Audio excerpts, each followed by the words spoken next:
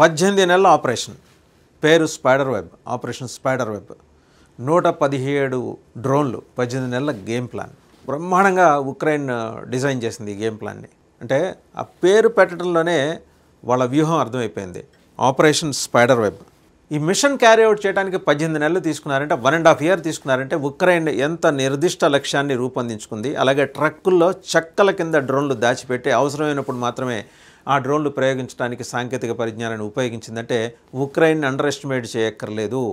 చాలా చిన్న, రష్యాతో పరిస్థితి చాలా చిన్న దేశం ఉక్రెయిన్. బట్ ఎందుకంత పట్టుదలగా ఈ దాడి నిర్వహించింది. దాదాపు 40 ఈ యుద్ధ విమానాలు, 40కి పైగా రష్యన్ యుద్ధ విమానాలు ధ్వంసమైనాయి. $7 బిలియన్ ఆస్తి నష్టం. సామాన్య వ్యవహారం కాదు. మొన్నటికి మొన్న పాకిస్తాన్లో మనం జస్ట్ 23 minutes చేసిన దాడి, దాన్ని సబ్సిక్వెంట్గా జరిపిన వాళ్ళు రెచ్చగొట్టడం వల్ల జరిపిన ఎయిర్ స్ట్రైక్స్లో వాళ్ళకు వచ్చిన నష్టం, జరిగిన నష్టం 4 రోజుల పాటు, May 7, May 8, May 10 and operation Sindoor జరిగిన ఈ 4 రోజులు కలిపి వాళ్ళకి జరిగిన నష్టం $3.3 బిలియన్. అలాగే రష్యా మీద ఉక్రెయిన్ చేసిన దాడి వల్ల రష్యాకి జరిగిన నష్టం $7 బిలియన్ ఆస్తి నష్టం. అండ్ రష్యా కూడా దీన్ని ధృవీకరించింది. ఇక్కడ చెప్పుకోవాల్సింది ఏంటంటే, ఎక్కడ డినై చేయాల, ఎస్ దాడి జరిగింది, major loss has been taken place, major loss was occurred అనే విషయం స్పష్టంగా చెప్పింది. ఈ స్పైడర్ వెబ్ అని ఎందుకు పెట్టుకుంది ఉక్రెయిన్? మొత్తం 117 డ్రోన్లు ఉపయోగించి ఇది ఎక్కడ చేశారనేది ఇక్కడ గమనించాల్సిన విషయం అంటే, రష్యా ఇంతకుముందు మనం KGB అని పిలిచేవాళ్ళం, వాళ్ళ నిఘా సంస్థ. ఇప్పుడు దాని పేరు FSB. ఆ ఆఫీస్ పక్కన, ఆ అడ్మినిస్ట్రేటివ్ బిల్డింగ్ పక్కనే ఒక బిల్డింగ్, వేరే బిల్డింగ్ నుంచి మొత్తం దీన్ని సమన్వయం చేశారంటే ఇమాజిన్ చేయండి. సాక్షాత్తు వాళ్ళ గూఢచారి సంస్థ కార్యాలయం పక్క నుంచి దీన్ని నిర్వహించారు, ఈ దాడి క్యారీ అవుట్ చేశారంటే ఉక్రెయిన్ మాస్టర్ ప్లాన్ని ఒకసారి మనం ఇక్కడ అర్థం చేసుకోవాలి. ఇక్కడ దీంతో పాటు కంపేర్ చేస్తే మనం ఏదో జబ్బలు జరుచుకునేంత రిలాక్స్డ్గా ఉండాల్సిన అవసరం లేదు భారత్ అని చెప్పడం కోసమే ఇప్పుడు ఈ భీకరమైన దాడి గురించి మనం మాట్లాడాల్సి వస్తుంది. పాకిస్తాన్ ప్రస్తుతానికి చెప్పబడింది, మునీర్ బంకర్లో దాక్కున్నాడు, లేకపోతే షహబాజ్ షరీఫ్ ప్రధానమంత్రి మిలిటరీ హాస్పిటల్లో అది హెమరాయిడ్స్కి చికిత్స చేయించుకుంటున్నాడు, హఫీజ్ సయీద్ దారి తెన్ను తెలియక సొరంగం దగ్గర సొరంగంలో దాక్కున్నాడు, మసూద్ అజహర్ బంగ్లాదేశ్కి వచ్చి ఆ సిలిగురి దగ్గరలో బంగ్లాదేశ్ బార్డర్లో ఉన్న ఒక ఎయిర్ బేస్ కింద దాక్కున్నాడు. ఇవన్నీ వినటానికి బాగానే ఉంటాయి, అవన్నీ నిజం కూడా అయి ఉండొచ్చు. కాక పాకిస్తాన్ని ఏమాత్రం అండర్ ఎస్టిమేట్ చేయకూడదు భారత్. వాళ్ళకి తుర్కియా నుంచి ఉంది, అజర్బైజాన్ నుంచి ఉంది, లెబనాన్ నుంచి సపోర్ట్ ఉంది, సిరియా నుంచి కూడా ఉంది. ఇవి కాక వాళ్ళకి ఉగ్రవాద అనుబంధ సంస్థలు Lashkar e Taiba, Jaish e Mohammed, Hamas, ISIS and Hizbul Mujahideen, ఇవి కాక చిల్లర మల్లర సంస్థలు ఒక 10-15 ఉన్నాయి. అలాగే భారతదేశంలో పనిచేస్తున్న ఉగ్రముఖలు, స్లీపర్ సెల్స్, టెక్నాలజీని దొంగతనంగా వేరే దేశాలకి తరలించే కొన్ని ఆర్గనైజేషన్స్. మనం ఓబేదుల్లా అనే అతని గురించి మాట్లాడుకున్నాం, యుఎస్ నుంచి టెక్నాలజీ ట్రాన్స్ఫర్ ఎట్లా చేశాడు. అలాగే తౌహూర్ హుస్సేన్ రాణా, వాడికి అనుబంధంగా పనిచేస్తున్న సంస్థలు, వ్యక్తులు అటు యుఎస్లోను, అంటే భారతదేశానికి వ్యతిరేకంగా పాకిస్తాన్కి అనుకూలంగా యుఎస్లోను, కెనడాలోను, ఆస్ట్రేలియాలోను కూడా ఉన్నారు. వీళ్ళందరూ కాక ISI పెంచి పోషిస్తున్న దరిద్రాలు యూట్యూబర్ల రూపంలో మన చుట్టూనే తిరుగుతున్నారు. జ్యోతి మల్హోత్రా, సన్నీ యాదవ్, అలాగే ఒక 10-15 మంది, మొత్తం 12 మంది మన అరెస్ట్ అయితే అందులో 9 మంది యూట్యూబర్స్ ఉన్నారు. తాజాగా ఇంకో 4 మీద నిఘా పెట్టింది NIA. సో వీళ్ళందరూ ఏం చేస్తున్నారు, వీళ్ళ ఆపరేషన్స్ అని. ఇప్పుడు ఈరోజు రష్యాని చావుదెబ్బ కొట్టిన తర్వాత ఉక్రెయిన్, దాంట్లో జరిగిన నష్టం చూస్తే ట్రక్కుల్లో చెక్క కట్టల కింద డ్రోన్లను రవాణా చేసి అవసరమైనప్పుడు రిమోట్ కంట్రోల్ సాయంతో పేల్చారంటే imagine the kind of intelligence Ukraine has used. Even Mossad కనిపెట్టలేకపోయింది. ఇది ఇజ్రాయెల్ సంస్థ, గూఢచార సంస్థ మొస్సాద్ కనిపెట్టలేకపోయింది. ఇందులో రష్యా చాలా స్ట్రాటజిక్గా ఉపయోగించే క్రూయిజ్ క్షిపణి నౌకలు ఉన్నాయి, 34% ధ్వంసమైనవి. మొత్తం దాడి ఎన్ని కిలోమీటర్ల లోపల జరిగిందంటే 4300 కిలోమీటర్స్ లోపలే. ఈ ఆపరేషన్లో Murmansk, Irkutsk, Ivanovo, Ryazan, Amur అనే 5 ఎయిర్ బేస్ని లక్ష్యంగా చేసుకుని దాడి జరిగింది. ముఖ్యంగా బెలాయా ఎయిర్ బేస్, ఇది ఎక్కడుందంటే ఇర్కుట్స్క్ ఓబ్లాస్ట్లో ఉంది. ఉక్రెయిన్ సరిహద్దు నుంచి 4300 కిలోమీటర్లు. సో వాళ్ళ లక్ష్యం చూడండి ఒకసారి ఏ స్థాయిలో ఉందనేది, 4300 కిలోమీటర్ల దూరం. ఇక వొలెన్యా ఎయిర్ బేస్, ఇది ముర్కాన్స్ ఓబ్లాస్ట్లోనే ఫ్రంట్ లైన్ ప్రాంతాల నుంచి 2000 కిలోమీటర్ల దూరంలో ఉంది. ఈ స్థావరాల మీద దాడులు జరగటం ఉక్రెయిన్ టెక్నికల్ ప్రావెస్నెస్ని ప్రూవ్ చేసింది.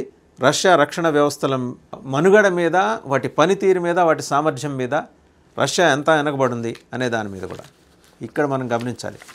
సో ఇది పాకిస్తాన్ అడ్వాంటేజ్గా తీసుకునే అవకాశం ఉంది. ఎందుకంటే రష్యా మనకి అనుకూలంగా ఉంది కాబట్టి ఉక్రెయిన్తో చేతులు కలపడానికి పాకిస్తాన్ ఎలాగైనా సరే ప్రయత్నాలు చేస్తుంది.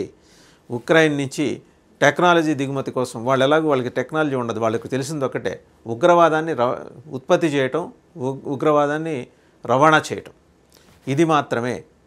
సో ఈ క్రమంలో పాకిస్తాన్ కనుక ఉక్రెయిన్ తోటి సంబంధాలు పెట్టుకుంటే వయా చైనా, ఇది మళ్ళీ మార్గం కూడా వయా చైనా.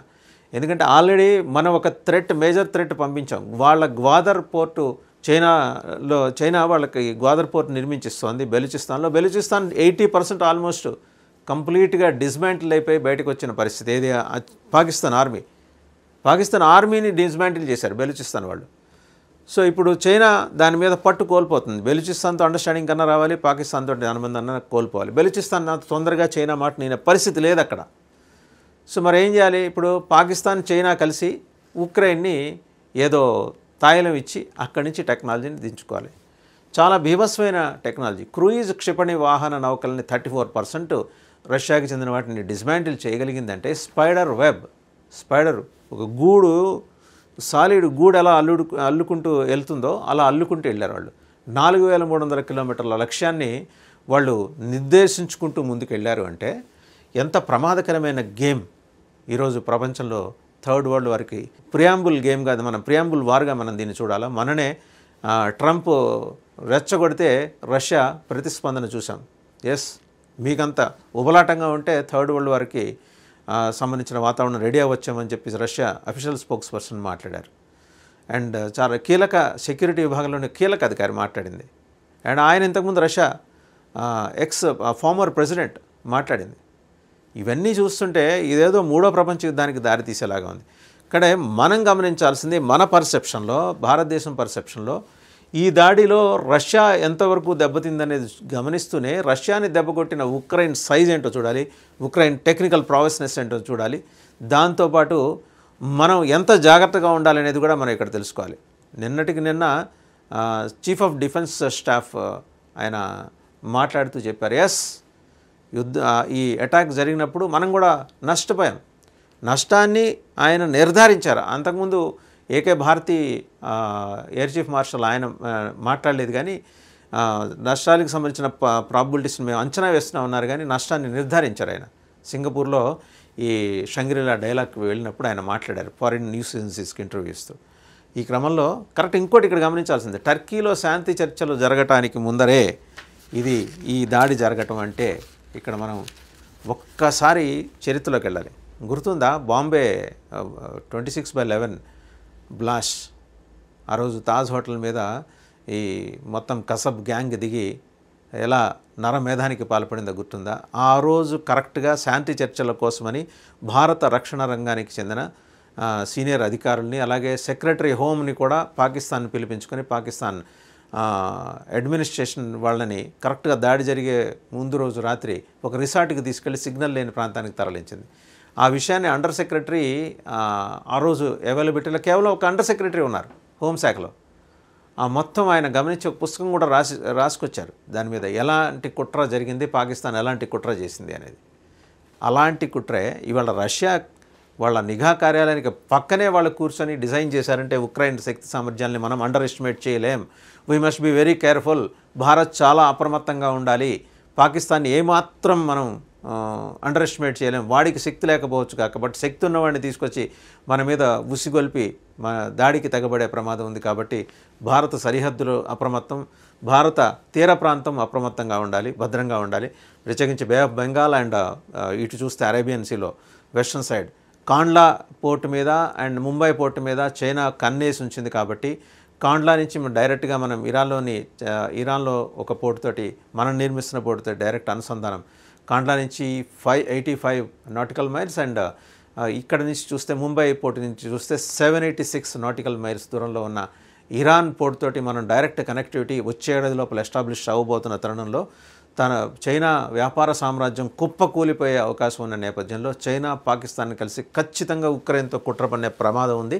అంతర్జాతీయ నిఘా సంస్థలు హెచ్చరిస్తున్నాయి కాబట్టి భారత్ మరింత అప్రమత్తంగా ఉండాలి.